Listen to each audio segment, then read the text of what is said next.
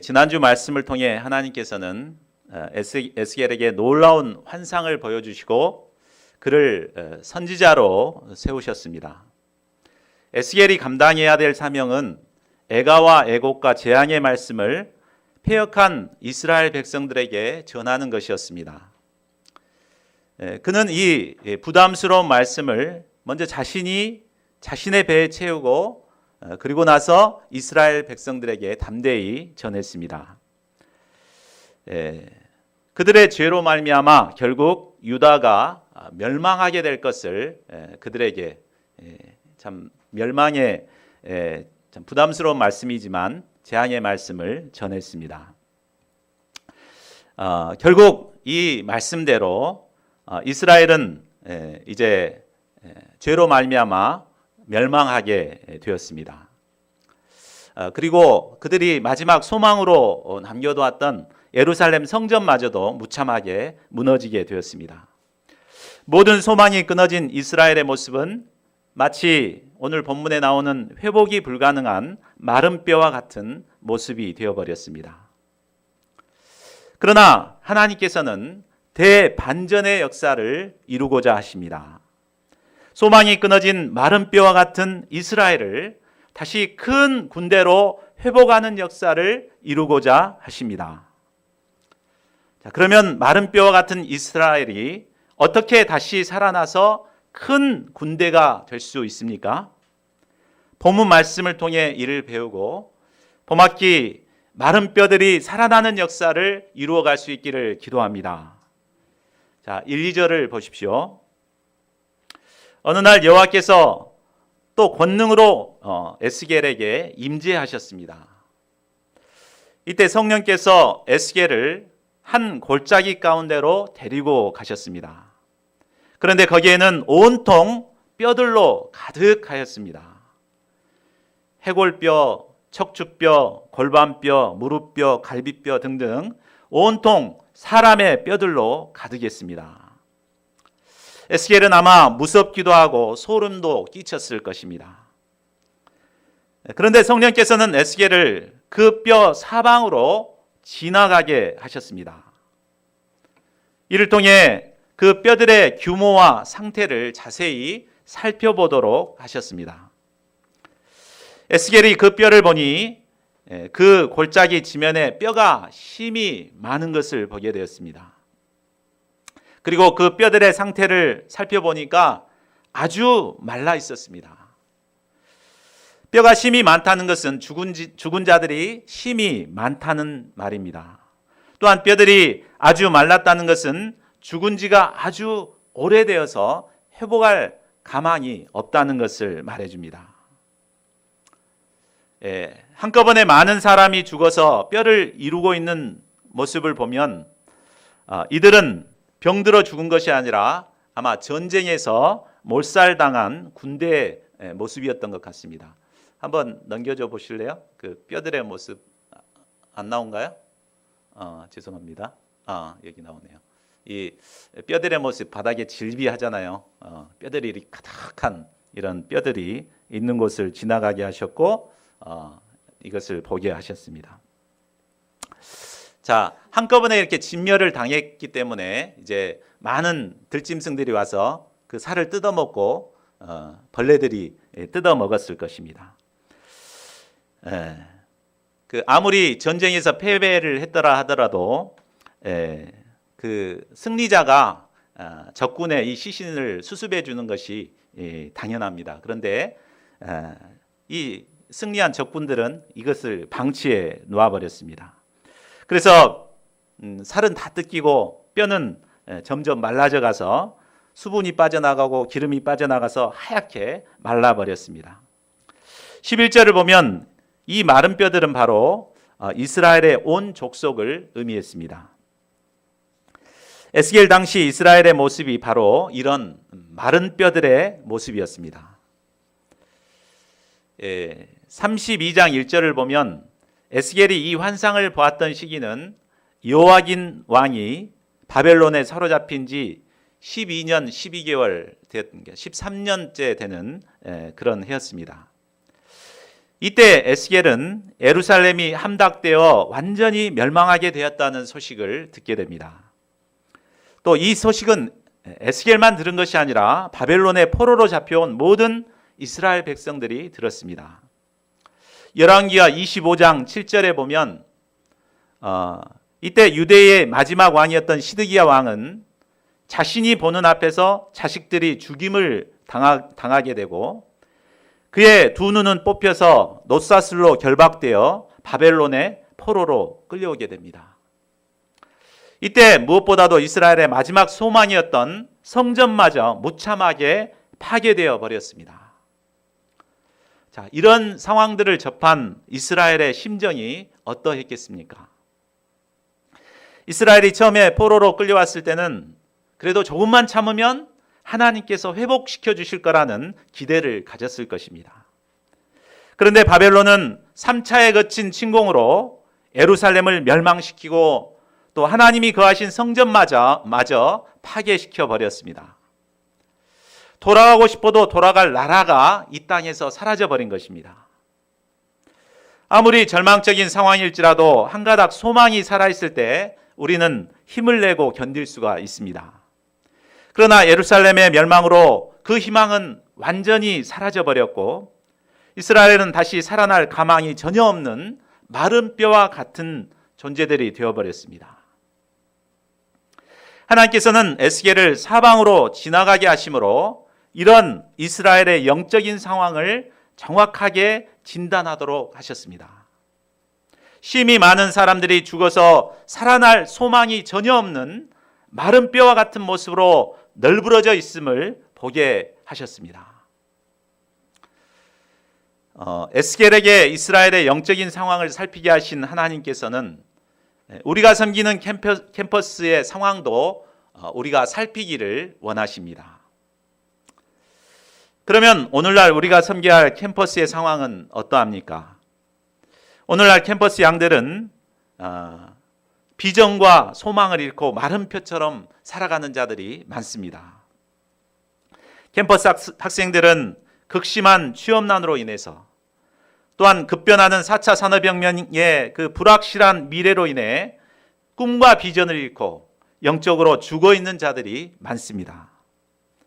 장래에 대한 두려움을 잊기 위해서 밤새워 스마트폰과 게임으로 시간을 탕진하고 영적으로 점점 빼빼 말라가는 마른 뼈들이 많습니다. 물론 학생들 중에는 도서관에서 열심히 공부하는 학생들도 있습니다.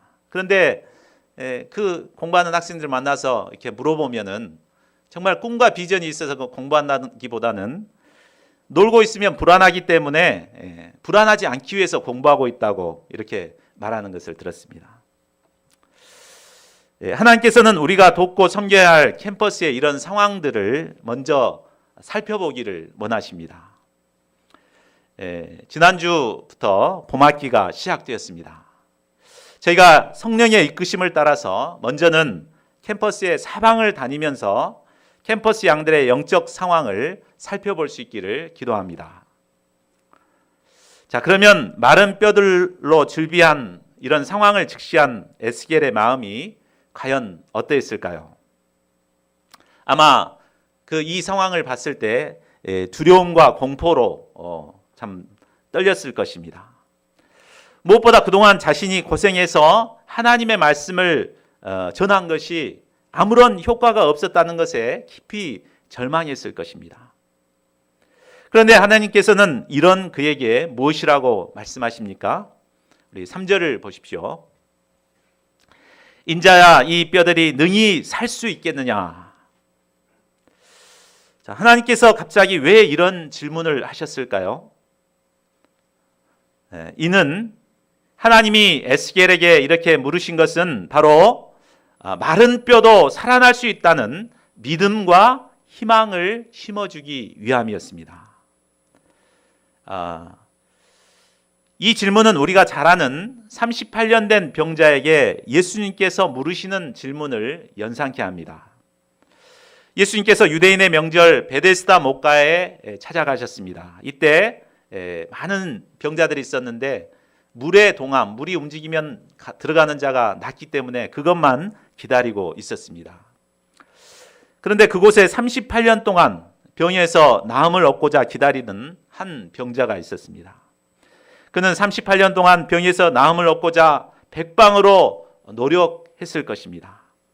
그렇지만 결국 고치지 못하고 깊은 패배의식과 절망으로 마른 뼈와 같은 삶을 살고 있었습니다. 이런 그에게 예수님은 내가 낫고자 하느냐 하심으로 그에게 나을 수 있다는 소망을 심어주셨습니다. 이 말씀처럼 하나님께서는 에스겔에게 살아날 수 있다는 소망을 심어주십니다. 현재 이스라엘의 모습이 마른 뼈와 같은 모습일지라도 하나님께서는 살리실 수 있다는 희망을 심어주십니다. 하나님은 희망의 하나님이십니다. 모든 소망이 다 끊어지고 절망적인 상황 속에서도 하나님은 새 역사를 이루시는 분이십니다. 뼈들이 말라 틀어지고 다 멸절되었을지라도 하나님께서는 다시 생명의 역사를 이루시는 분이십니다. 하나님께서는 에스겔이 이 하나님께 대한 이런 믿음을 갖기를 원하셨습니다. 또한 하나님께서는 우리에게도 이런 믿음을 갖기를 원하십니다. 하나님께서 원하시기만 하면 어떤 소망 없는 마른 뼈라도 살아날 수 있습니다. 그러면 하나님의 질문에 대한 에스겔의 대답이 무엇입니까? 주 여호와여 주께서 아시나이다. 얼핏 들으면 대답을 회피하는 것처럼 보입니다. 그러나 이 대답에는 마른 뼈들이 살아날 수 있는 것은 오로지 여호와 하나님의 주권에 달려있음을 고백하는 대답이었습니다. 여호와 하나님은 말씀 한마디로 천지를 창조하신 분이십니다. 하나님께서 하시고자 하시면 마른 뼈뿐만 아니라 돌덩어리도 아브라함의 자손이 되게 하십니다. 그런데 우리는 이 하나님을 믿지 못하고 자기 나름대로 판단해서 살아날 수 있다 없다를 판단하기 쉽습니다. 저 형제는 이래서 안 되고 저 자매는 저래서 안 된다고 판단합니다. 그러나 하나님께서 하시고자만 하면 어떤 죄인이라도 어떤 소망 없는 자라 할지라도 살아나는 역사가 있게 됩니다. 우리가 이 하나님께 대한 믿음이 있을 때 우리는 소망이 없는 마른 뼈와 같은 자들을 돕는 목자가 될 수 있습니다. 4절 5절을 보십시오. 에스겔의 대답을 들으신 하나님은 그에게 명령하십니다. 우리 4절 5절 말씀을 같이 한번 읽어보겠습니다. 시작. 또 내게 이르시되 너는 이 모든 뼈에게 대언하여 이르기를 너희 마른 뼈들아 여호와의 말씀을 들을지어다. 주 여호와께서 이 뼈들에게 이같이 말씀하시기를 내가 생기를 너희에게 들어가게 하리니 너희가 살아나리라. 하나님은 에스겔에게 마른 뼈들을 향하여 여호와의 말씀을 대언하라고 하셨습니다. 에스겔이 마른 뼈들에게 대언할 때 하나님께서 주시는 생기가 그들에게 들어가고 이때 살아날 가망이 없는 그들이 살아나게 된다는 것입니다. 이를 통해서 볼 때 마른 뼈가 살아나기 위해서는 가장 먼저 마른 뼈들에게 하나님의 말씀을 대언하는 자가 있어야 함을 볼 수 있습니다. 하나님은 반드시 사람을 세우시고 또 그 사람을 통해서 하나님의 말씀을 대언케 하십니다. 이를 통해서 살리는 역사를 이루어 가십니다. 애굽에 노예 생활하던 이스라엘을 구원하실 때도 바로 모세 한 사람을 세우시고 그를 통해 대언하심으로 이스라엘을 살리는 역사를 이루셨습니다. 하나님께서는 오늘날도 캠퍼스의 죽은 영혼들을 살리기 위해 우리를 부르셨습니다. 우리가 하나님의 말씀을 마른 뼈들과 같은 그들에게 대언할 때 하나님의 생기가 그들에게 들어가고 살아나는 역사가 있게 될 것입니다. 구체적으로 어떻게 살아나게 됩니까? 6절을 보십시오. 에스겔이 하나님의 말씀을 대언하게 되면 마른 뼈에 힘줄이 돋아나고 그 뒤에 살이 입혀지고 또 가죽이 덮여지게 됩니다. 그 뒤에 하나님께서 생기를 넣으시면 마른 뼈들이 살아나게 될 것입니다. 이를 통해 하나님이 여호와이신 줄 이스라엘 백성들이 깨닫게 될 것입니다. 자, 그러면 하나님의 명령을 에스겔은 어떻게 감당합니까? 자, 7절을 보십시오. 이에 내가 명을 쫓아 대언하니. 자, 아무리 하나님의 명령이라 하더라도 마른 뼈들에게 하나님의 말씀을 대언한다는 것은 쉬운 일이 아닙니다. 말씀을 전해 보신 분들은 아시겠지만 듣는 사람의 상태가 어떠냐에 따라서 전하는 것이 다릅니다. 아멘 하면 하고 받아주는 면은 굉장히 힘이 나서 그렇게 파워풀하게 말씀을 전하게 됩니다. 그런데 잠자고 있다거나 인상 쓰고 있다거나 이렇게 있으면 정말 말씀 전하기가 힘이 듭니다. 그런데 마른 뼈들을 대놓고 이렇게 메시지를 전해야 될 때 어떠했겠습니까? 그렇지만 에스겔은 믿음으로 순종하여 말씀을 대언했습니다. 자, 이때 어떤 일이 일어납니까? 말씀을 대언하는 순간에 뼈들에게서 소리가 나기 시작했습니다. 마른 뼈들이 막 움직이기 시작했습니다. 그러더니 이 뼈 저 뼈가 서로 철컥철컥 들어맞아서 연결되었습니다. 땅바닥에 아무렇게나 널브러져 있던 뼈들이 제자리를 찾아 완전히 뼈대의 형태를 갖추었습니다. 거기에 8절을 보면 그 뼈에 힘줄이 생기고 살이 오르며 그 위에 가죽이 덮였습니다. 마른 뼈에게 하나님의 말씀을 대언하자 신기하게 사람의 형상으로 회복되는 역사가 일어났습니다. 참으로 신기하고 놀라운 일이었습니다. 에스겔은 다만 하나님의 말씀에 순종해서 말씀을 대언했을 뿐입니다. 그러나 이때 놀랍고 신비로운 역사가 자기 눈앞에 펼쳐졌습니다. 우리는 여기서 하나님의 말씀의 능력을 배우게 됩니다.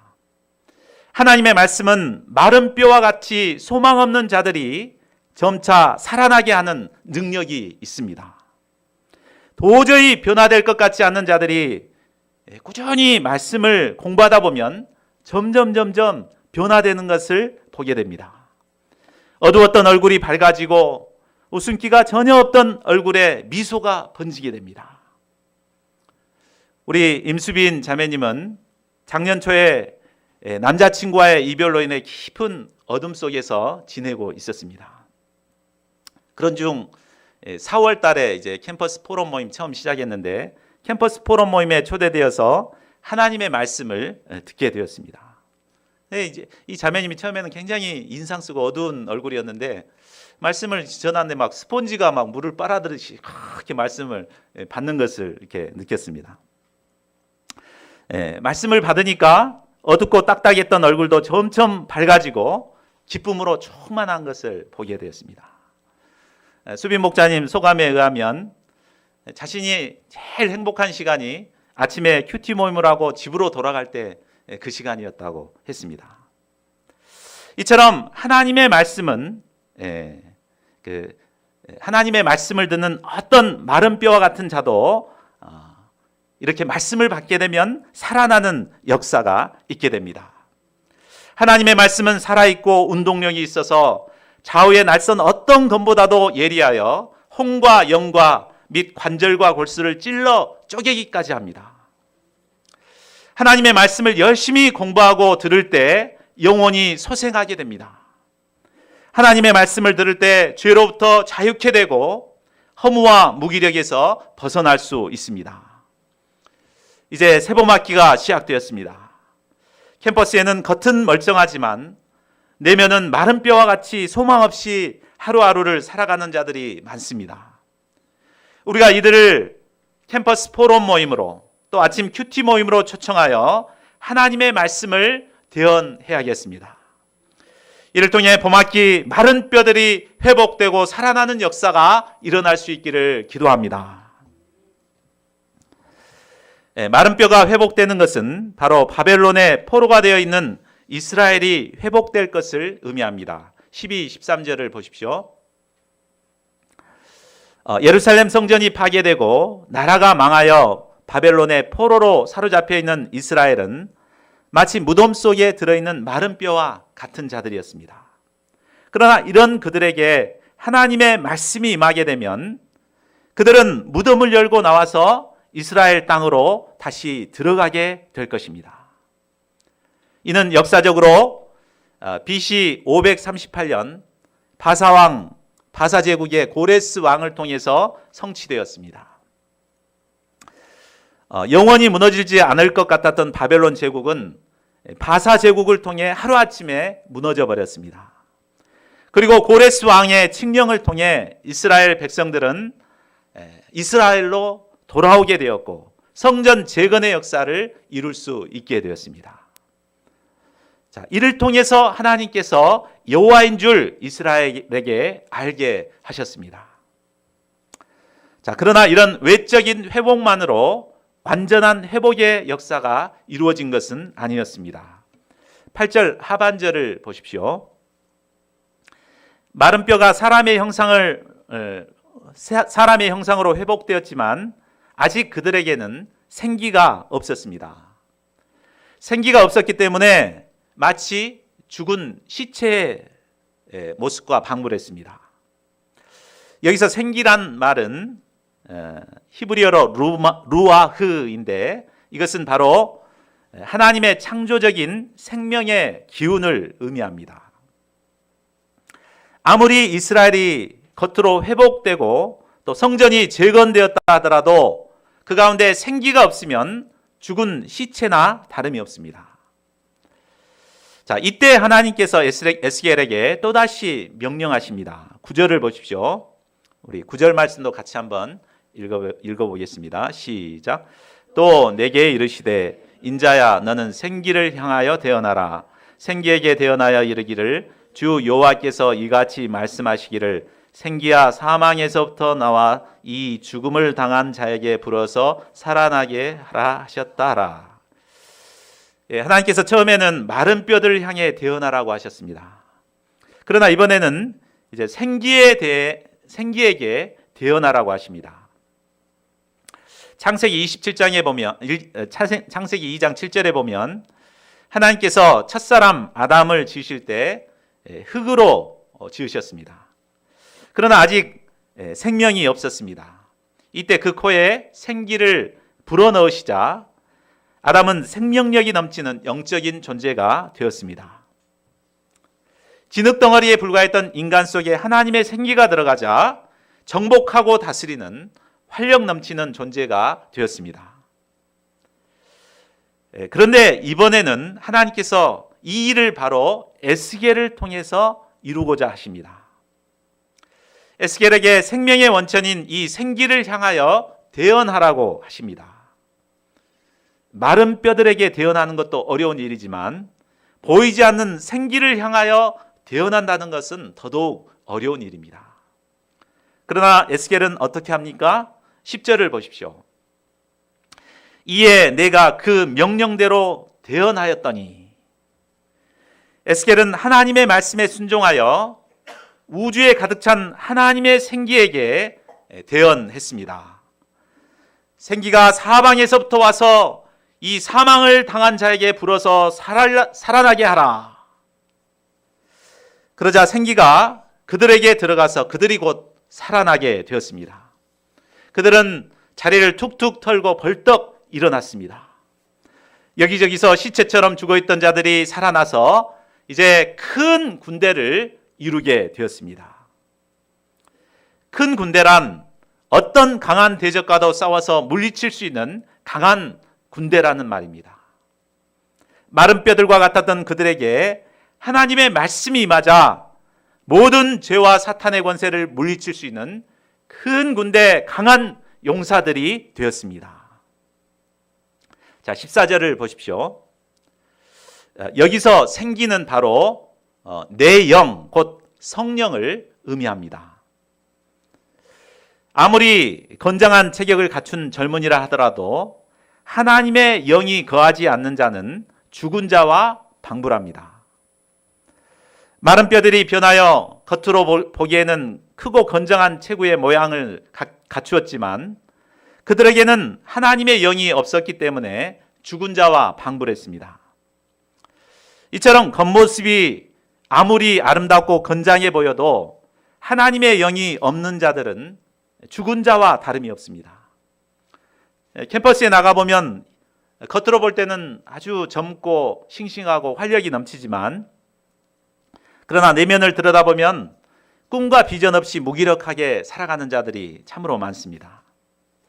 몸은 다 큰 성인인데도 사소한 것 하나 스스로 결정하지 못하고 부모님께 물어서 결정하겠다는 사람들이 있습니다. 토론 모임 초청해도 부모님께 물어봐야 된다고 하는 사람 가끔 만납니다. 대학을 졸업하고 부모님 도움받아서 살아가고 있는 캥거루족들이 점차 늘어나고 있습니다. 취업에 대한 의지마저 잊어버리고 니트족으로 살아가는 자들이 많아지고 있습니다. 이런 그들이 비전 넘치는 청년으로서의 삶을 회복하기 위해서는 무엇이 필요합니까? 바로 하나님의 생기, 곧 하나님의 영이 들어가야 합니다. 성령이 들어갈 때 그들이 변하여 새 사람이 될 것입니다. 은둔형 외톨이가 건장한 사회인으로 변화될 것입니다. 의존적인 자가 변하여 자립적인 자가 될 것입니다. 비전과 꿈을 잃어버린 자가 환상을 보게 될 것입니다. 사도행전 2장 17절은 말합니다. 우리 같이 한번 읽어보겠습니다. 시작. 하나님이 말씀하시기를 말세에 내가 내 영을 모든 육체에 부어주리니 너희의 자녀들은 예언할 것이요 너희의 젊은이들은 환상을 보고 너희의 늙은이들은 꿈을 꾸리라. 이 말씀은 바로 예수님께서 부활하고 승천하신 후 성령 강림을 통해서 성취되었습니다. 성령이 임하게 될 때 젊은이들은 환상을 보고 늙은이들은 꿈을 꾸게 됩니다. 비전을 잃어버린 젊은이들에게 성령이 임할 때 비전과 스피릿이 넘치는 삶을 살게 됩니다. 우리가 이루고 있는 캠퍼스 포럼 모임은 비전을 잃어버린 캠퍼스 학생들에게 하나님의 말씀을 가르침으로 그들에게 꿈과 비전을 심고 자립적인 하나님의 사람들로 키우고자 하는 모임입니다. 비전을 잃고 무기력하게 살아가는 캠퍼스 양들에게 하나님이 부어주시는 성령이 임하게 될 때 그들은 살아나게 될 것입니다. 성령이 임할 때 비전의 사람이요 스피릿이 넘치는 하나님의 군대로 변화하게 될 것입니다. 자, 우리가 스피릿 넘치는 군대가 되기 위해서는 하나님의 영이 임해야 합니다. 성령의 충만함을 덧입어야 합니다. 자, 그렇게 되기 위해서는 무엇이 필요할까요? 내가 성령 충만함을 받기 위해서는 무엇이 필요할까요? 첫째로 하나님의 말씀을 들어야 합니다. 사도행전 10장을 보면 베드로가 하나님의 인도하심을 받아서 이방인 고넬료 집에 가서 하나님의 말씀을 전하는 내용이 나옵니다. 그때 하나님께서 어떻게 인도하여 주셨는가 하면서 이제 하나님의 말씀을 전하니까 그때 무슨 일이 일어납니까? 성령이 말씀을 듣는 모든 사람에게 내려오셨습니다. 말씀 듣고 있는데 성령이 임한 것입니다. 성령께서는 갈급하고 겸손한 심령으로 말씀을 듣는 자들에게 임하십니다.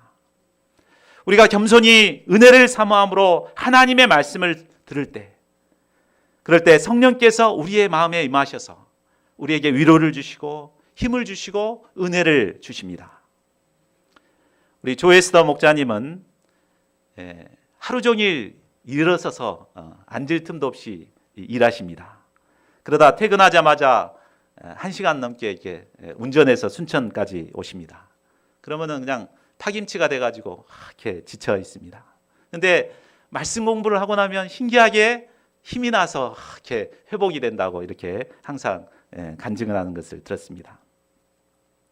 이렇게 말씀을 들으면 살아나는 역사가 일어나죠. 우리 윤강현 학사님도 처음에는 굉장히 얼굴이 어두웠는데 계속해서 말씀을 들으니까 얼굴이 환하게 펴졌잖아요. 이렇게 우리가 말씀을 사모하고 말씀을 들을 때 우리의 심령 가운데 성령이 임하고 살아나는 역사가 일어나게 됩니다. 저희 모두가 겸손히 하나님의 말씀을 들음으로 성령께서 주시는 은혜를 누릴 수 있기를 기도합니다. 자, 둘째로 회개해야 합니다. 우리에게 성령께서 임하게 되면 항상 은혜가 있는 것은 아닙니다. 우리가 성령이 임하면 항상 은혜만 받아야 된다 이렇게 오해하기 쉬운데, 성령께서 임하면 굉장히 막 힘들 때가 있습니다. 왜 그렇습니까? 그것은 요한복음에 보면 성령께서 하시는 일이 죄에 대해서, 의에 대해서, 심판에 대해서 책망하시기 때문입니다. 그러니까 말씀 들으면 막 찔리기도 하고 막 힘들어지고 두렵기도 하고 막 이런 마음이 들 때가 있습니다. 이때 어떻게 해야 됩니까? 이것을 통해서 자기를 발견하고 회개를 해야 됩니다. 사도행전 2장을 보면 베드로의 메시지를 통해서 우리 오순절 왔던 그 사람들이 찔림을 받았습니다. 그래서 형제들아 우리가 어찌할꼬 이렇게 했을 때 베드로가 뭐라고 얘기합니까? 너희가 회개하여 각각 예수 그리스도의 이름으로 세례를 받고 죄사함을 받으라. 그리하면 성령의 선물을 받으리니. 그러니까 회개할 때 성령께서 우리에게 임하시게 된다는 말입니다. 그러니까 말씀을 듣는 것에서 끝나서는 안 됩니다. 이 말씀을 통해서 나의 죄를 깨닫고 회개해야 합니다. 회개할 때 하나님께서 성령을 부어주십니다. 이때 사제의 은혜와 함께 성령께서 임하시는 놀라운 위로와 회복을 경험하게 되는 것입니다. 세 번째로 성령 충만함을 받기 위해서는 기도해야 합니다. 성경에서 가장 강력하게 성령께서 임하신 것은 바로 오순절 마가 다락방이었습니다. 어느 때 이렇게 성령께서 임하셨습니까? 사도행전 1장을 보면 사도들을 비롯한 120명의 성도들이 마음을 같이하여 기도에 힘쓸 때 바로 성령께서 급하고 강한 바람처럼 또 불의 혀처럼 각 사람에게 임하였습니다. 이처럼 합심하여 기도하는 곳에 성령께서 임하고 역사하십니다.